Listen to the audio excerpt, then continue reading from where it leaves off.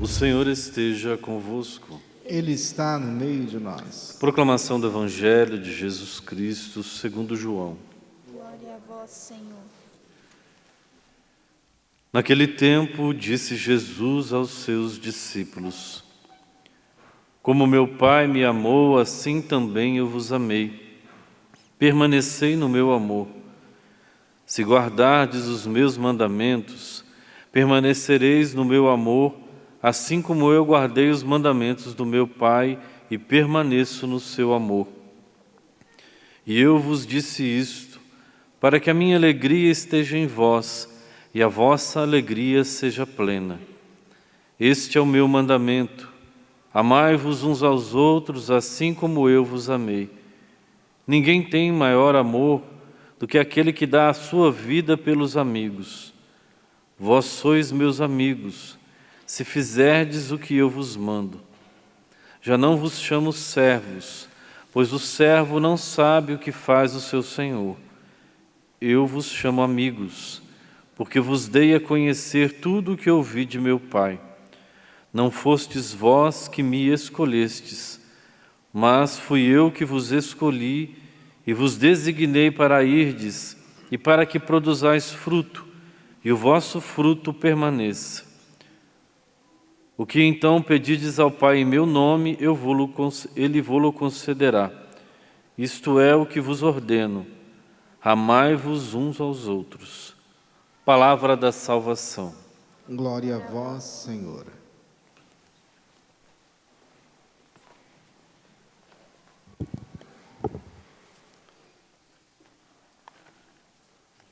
Meus irmãos e minhas irmãs, são essas palavras que confortam o nosso coração nesta liturgia que celebramos, do apóstolo São Matias. As palavras do Evangelho que confortam o nosso coração na certeza de que Deus nos quis perto dele. Deus nos amou, Deus nos escolheu e Deus nos destinou para estar perto dele, para servi-lo.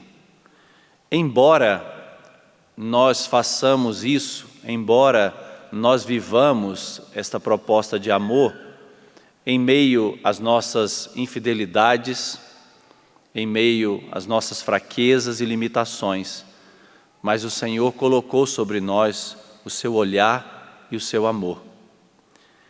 A liturgia da palavra de hoje, na primeira leitura, e eu me detenho aqui, ela nos apresenta aquele episódio da escolha de quem deveria substituir Judas, que traiu o Senhor. Vocês viram pela leitura dos Atos dos Apóstolos que Pedro, ele se levanta no meio dos irmãos, o termo que aparece aqui por 2 vezes. Ele se levanta no meio dos irmãos e fala aos irmãos. Pedro, ele é o porta-voz e ele é o instrumento para favorecer a fraternidade.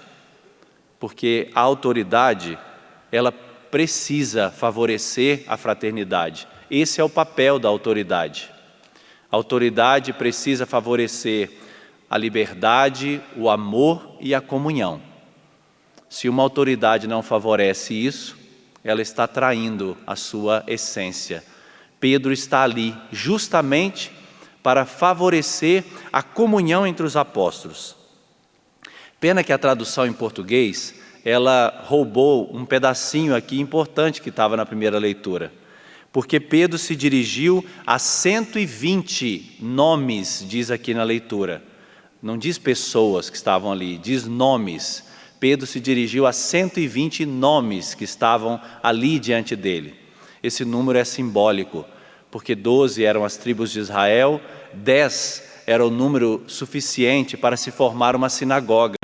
Então, esse número aqui, 120, multiplicando 12 por 10, ele dá essa conotação de que cada um deve ocupar o seu lugar. Cada um tem a sua importância na obra do Senhor. Não pode faltar ninguém. cada um deve ocupar o seu lugar, por isso Pedro se dirige a cada um dos membros daquela assembleia que estava ali diante dele, para chamá-los à responsabilidade pessoal pela missão que o Senhor lhes havia confiado. O texto, ele diz claramente por que eles estão agora assumindo esta obrigação de completar o número dos apóstolos, justamente porque trazem o fato de Judas, que traiu o Senhor e abandonou a sua vocação, abandonou a sua eleição. Poderíamos perguntar, mas ele tinha sido predestinado para trair o Senhor? Será que era uma maldição que pesava sobre a vida de Judas para que ele entregasse o Senhor? Bom, seria muito fácil dizer isso e depois condenar Judas, ao inferno e dizer que ele perdeu a sua salvação. Mas o texto também diz claramente, você ouviu, Judas, que era um dos nossos. Judas, que era um dos nossos. Por que o texto ressalta isso? Porque nós também temos uma parte dele dentro de nós. Se você for bem sincero, se você for bem sincera na hora de fazer a sua confissão sacramental, você vai também enxergar as mazelas do seu coração, as suas infidelidades, e vai compreender que tem um pedaço dele dentro de você também, que na verdade Judas é bem familiar. E se nós não estivermos atentos, nós também podemos trair nosso Senhor. Por isso que depois desta constatação, Pedro diz assim: há homens que nos acompanharam durante todo o tempo em que o Senhor vivia no meio de nós, começando pelo batismo de João até o dia em que foi elevado ao céu. Olha que interessante, ele diz: há homens que nos acompanharam durante todo o tempo. Não são homens que acompanharam só por alguns momentos ou algumas etapas, mas todo o tempo perseveraram, foram fiéis, permaneceram com o Senhor, num arco de tempo, desde o batismo de João até a morte e ressurreição de Jesus. Vocês se recordam a palavra que apareceu no início do Evangelho? Permanecei no meu amor? Não foi assim que nosso Senhor nos exortou? Ou seja, durante toda a vida de Cristo, aqueles homens estiveram presentes. E é esse o apelo também que Deus faz a cada um de nós. Nosso Senhor não quer a nossa fidelidade apenas em alguns episódios da nossa vida, mas Ele quer a nossa fidelidade sempre, em todo o tempo. Em cada uma das realidades da nossa vida, Ele nos pede esta fidelidade no arco de tempo de toda a nossa existência. Deus não quer que nós abandonemos o caminho dele. Ele quer que nós permaneçamos fiéis. O texto continua dizendo que depois eles apresentaram 2 homens. O texto não diz que Pedro apresentou, diz que apresentaram. Então não foi só Pedro, foi aquela assembleia inteira. Eles apresentaram 2 nomes. Porque Pedro, ele não é um cabo eleitoral, não é.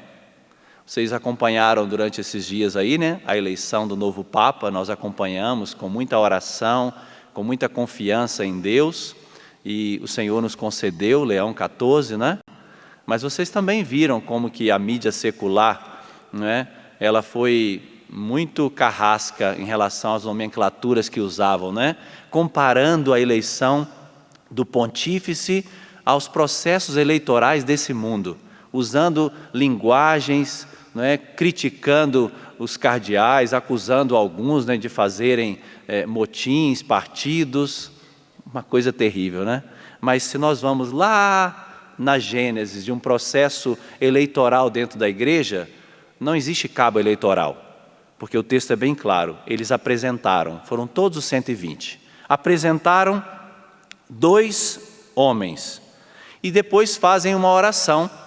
Eles entregam a Deus, dizendo: Senhor, tem esses 2, mas agora o Senhor precisa nos mostrar quem o Senhor escolheu para ocupar o lugar de Judas.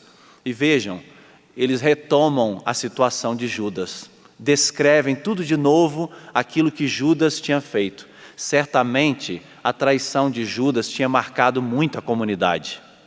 A traição de Judas marcou profundamente a comunidade, foi uma ferida profunda, porque a traição de um membro marca a vida da comunidade. O lugar de Judas era importante, para dizer que o nosso lugar é importante. Nós não podemos ferir a comunidade, não podemos causar esta chaga na comunidade com as nossas traições. Marcou a vida da comunidade. E aí o texto diz que eles tiraram a sorte. Um termo estranho aqui, né? Por que tiraram a sorte? Porque ainda não havia acontecido Pentecostes.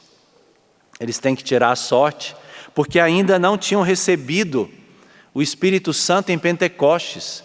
Sem Pentecostes eles não sabem escolher, então vão tirar a sorte. Porque depois que recebem o Espírito Santo, os critérios mudam. Eles vão aprender a avaliar a realidade, eles vão aprender a discutir, eles vão aprender a escolher de fato com a luz do Espírito Santo, mas olhando também um panorama muito concreto.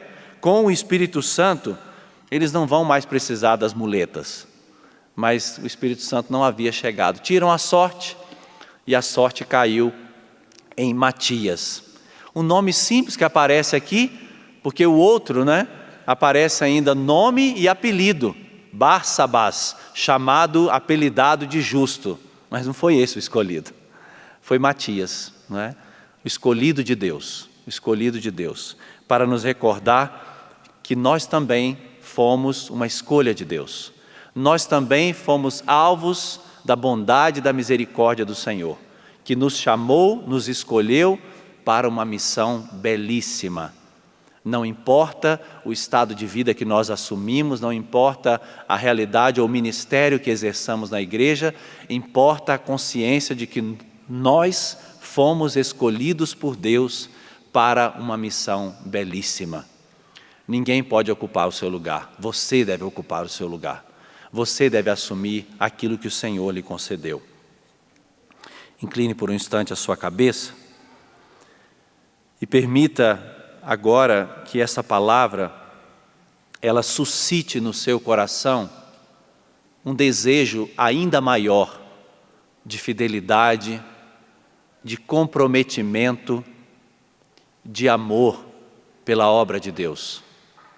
Permita que o teu coração agora deseje, na força do Espírito Santo, que nos sustenta, que nos impulsiona, permita que agora o teu coração queira viver uma fidelidade a todo custo, a toda prova. Senhor, dá-nos esta graça. Nesta festa que celebramos hoje de São Matias, o escolhido segundo os teus critérios. Dá-nos a graça, Senhor, de também nós nos reconhecermos escolhidos por Ti para uma missão, vocacionados para uma missão. Dá-nos a graça, Senhor, de cumpri-la com fidelidade e de levá-la até o fim, de não desanimar em meio às tribulações, mas levá-la até o fim para que a Tua igreja seja edificada e o reino de Deus seja implantado. É isso que nós te pedimos, nosso Senhor e nosso Deus. Glória ao Pai, ao Filho e ao Espírito Santo, como era no princípio, agora e sempre. Amém.